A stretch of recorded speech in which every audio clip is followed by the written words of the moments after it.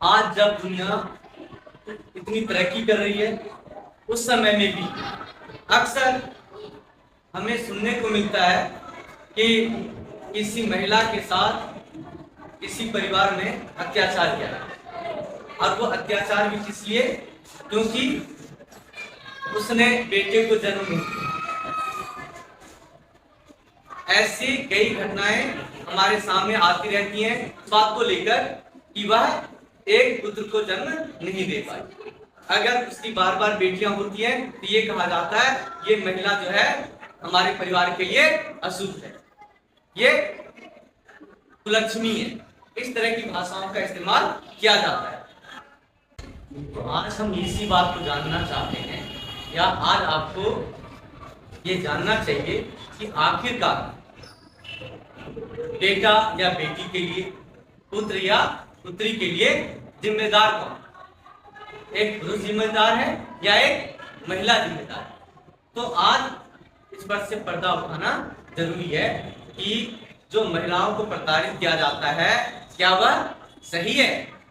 तो सबसे पहले ये जानिए कि जो हमारा ह्यूमन बॉडी है इसमें 23 पेयर्स ऑफ क्रोमोसोम्स होते हैं, ठीक है, जिसमें से जो 23rd पेयर ऑफ क्रोमोसोम्स है वो क्या है? हमारे सेक्स क्रोमोसोम्स, ठीक है। और 23rd पेयर्स ऑफ जो क्रोमोसोम है वो क्या है? पुरुषों में भी होगा वो और महिलाओं में भी।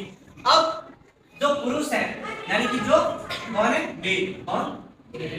तो मेल में जो क्रोमोसोम्स होते हैं, जो पेयर होता है वो क्या होता है? एक्स और वाई, ठीक है। और जो फीमेल होती है उसमें जो क्रोमोसोम्स होता है वो होता है एक्स एक्स, ठीक है।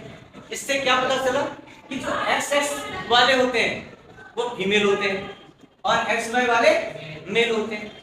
तो जब मेल का जो स्पर्म वो फीमेल के एग से फर्टिलाइज होगा, ठीक है, तो उसके ऊपर डिपेंड करेगा कि लड़का होगा या लड़की होगी, ठीक है ना, बॉय होगा या गर्ल होगा। अब क्या देखते हैं कि दो फीमेल है और दो मेल है, यानी कि जो चांसेस है बॉय या गर्ल के होने के वो 50-50। क्या है वो? क्या है वो? 50-50 क्या है? ठीक है।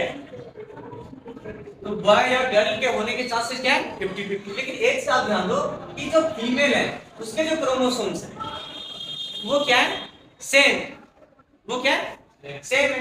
जबकि जो मेल है उसके क्रोमोसोम्स क्या है? डिफरेंट। क्या है?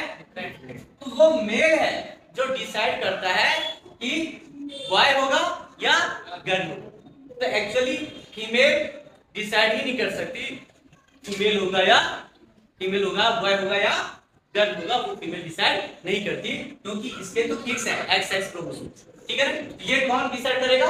मेल।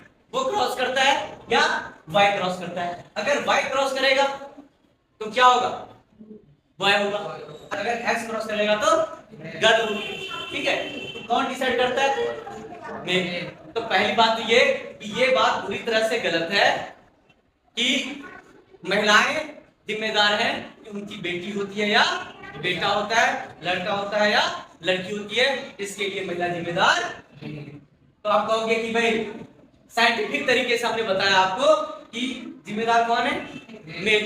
लेकिन ये बात भी सच है कि मेल को भी हम जिम्मेदार ठहरा नहीं सकते क्योंकि उसको भी तो नहीं पता कि एक्स वाला एक्स के साथ क्रॉस करने जा रहा है या वाई वाला एक्स के साथ, उसको भी नहीं पता।